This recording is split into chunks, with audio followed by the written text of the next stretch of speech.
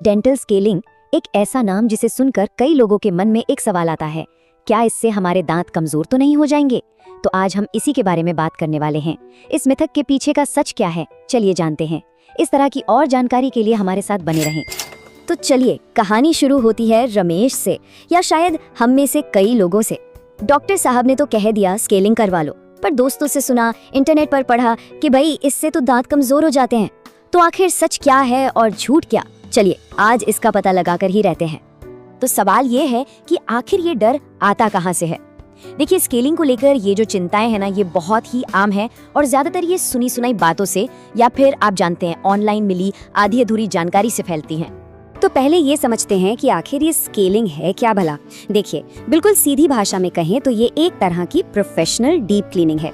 और ये जरूरी क्यों है? क्योंकि आंकड़े बताते हैं कि करीब 70 से 80% लोगों को मसूड़ों की कोई न कोई परेशानी होती ही है। और इसकी सबसे बड़ी वजह वो है दांतों पर जमी हुई गंदगी, जिसे हम प्लाक और टाटर कहते हैं। स्केलिंग बस इसी जिद्दी गंदगी को हटाने का काम करती है। सिंपल। अच्छा, एक और बात, ये बहुत कॉमन है। कई लोगों को लगता है कि अरे स्केलिंग करवाई और दांत तो हिलने लगे, पर मजे की बात यह है कि ये जो महसूस हो रहा है ना, इसकी वजह स्केलिंग बिल्कुल नहीं है, वजह कुछ और ही है। इस बात को जरा ध्यान से समझिएगा। जो गंदगी मतलब जो टाटर दांतों के बीच में जमा होता है, वो एक तरह से झूठे सीमेंट का काम करता है।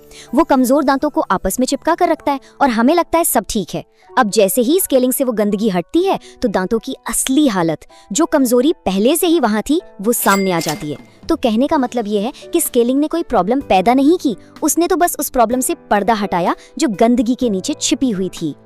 तो अब वक्त आ गया है सच और झूठ की इस लड़ाई में सच का साथ देने का। चलिए एक एक करके स्केलिंग से जुड़े सबसे बड़े मिथकों का पर्दाफाश करते हैं। सबसे पहला और शायद सबसे बड़ा डर, क्या स्केलिंग करते वक्त दांत को काटा या खुरचा जाता है? क्या दांत घिस जाता है? इसका सीधा और साफ जवाब है जी नहीं, बिल्कुल भी नहीं। स्केलिंग में जो अल्ट्रासोनिक टूल्स इस्तेमाल होते हैं वो बड़े स्मार्ट होते हैं। उनका काम सिर्फ दांत पर चिपके पत्थर जैसे टाटर को हटाना है, ना कि दांत की असली परत यानी एनामल को छूना। वो पूरी तरह से सेफ है। अब आते हैं दूसरी चिंता पर। बहुत से लोग कहते हैं कि स्केलिंग के बाद तो दांतों के बीच में गैप आ गया, तो क्या स्केलिंग से गैप बन जाता है? इसका जवाब भी नहीं है। वो गैप्स तो असल में पहले से ही वहां थे, बस उन गैप्स को टाटर ने, गंदगी ने भर दिया था। तो जब सफाई हुई तो वो गंदगी निकल गई और दांतों के बीच की अपनी असली नेचुरल जगह दिखने लगी। कोई नया गैप नहीं बना। और ये रहा तीसरा बड़ा मिथक, एनामल को लेकर। एनामल हमारे दांतों का सुरक्षा कवच है। तो क्या स्केलिंग इस कवच को कमजोर करती है? क्या उसे कोई नुकसान पहुंचाती है? इस बारे में आप पूरी तरह से निश्चिंत रह सकते हैं। एक प्रोफेशनल स्केलिंग से एनामल को बिल्कुल कोई नुकसान नहीं होता। ये प्रक्रिया आपके दांतों की उस सुरक्षा परत के लिए एकदम सेफ है। चलिए अब जरा हिसाब किताब की बात करते हैं। कहते हैं ना, prevention is better than cure. मतलब बचाव इलाज से हमेशा बेहतर होता है और सस्ता भी। स्केलिंग को एक खर्चे की तरह नहीं, बल्कि अपनी सेहत में एक समझदारी भरे निवेश की तरह देखना चाहिए। आमतौर पर देखें तो एक डेंटल स्केलिंग करवाने में करीब 800 से 2000 रुपए तक का खर्च आता है। ये है बचाव का खर्च। अब दूसरी तरफ देखिए, अगर हम इसे टालते रहे और मसूड़ों की बीमारी बढ़ गई तो फिर गम सर्जरी तक की नौबत आ सकती है और उसका खर्च 15,000 रुपए या उससे भी कहीं ज्यादा। और सोचिए, अगर हालत और बिगड़ गई और दांत ही निकालना पड़ गया तो एक डेंटल इम्प्लांट का खर्च 30,000 से 50,000 रुपए या उससे भी ऊपर जा सकता है। तो अब फैसला आपका है, कुछ 100 रुपए का बचाव बेहतर है या हजारों रुपए का महंगा इलाज। और ये सिर्फ पैसों की बात नहीं है, सेहत की बात भी है।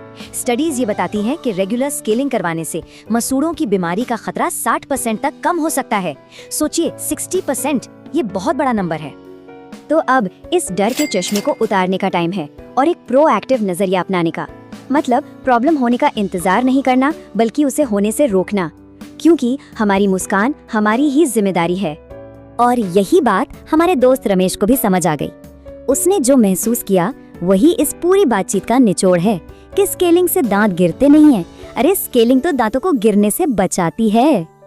तो याद रखिए, स्केलिंग हमारा दुश्मन नहीं है, ये तो हमारे दांतों के लिए एक शील्ड है, एक सुरक्षा कवच। हमें डर की नहीं, सही जानकारी की जरूरत है। तो अब करना क्या है? बहुत आसान है। ये रहा आपका एक्शन प्लान। पहला, हर 6 महीने में अपना डेंटल चेकअप जरूर कराएं। दूसरा, रोजाना सही तरीके से ब्रश और फ्लॉस करें। और तीसरा, जब भी डेंटिस्ट सलाह दे समय पर स्केलिंग कराएं। बस इतना ही। तो उम्मीद है ये जानकारी आपके काम आई होगी। अगर ऐसा है तो इसे लाइक करें और अपने दोस्तों और परिवार के साथ शेयर भी करें। क्या पता आपका एक शेयर किसी को बेवजह की चिंता से बचा ले। आपके कोई सवाल हो तो नीचे कमेंट्स में जरूर पूछें। और जाते जाते बस एक सवाल छोड़ जाता हूँ, सेहत के लिए उठाया गया एक छोटा सा कदम हमें भविष्य की कितनी बड़ी मुसीबतों से बचा सकता है।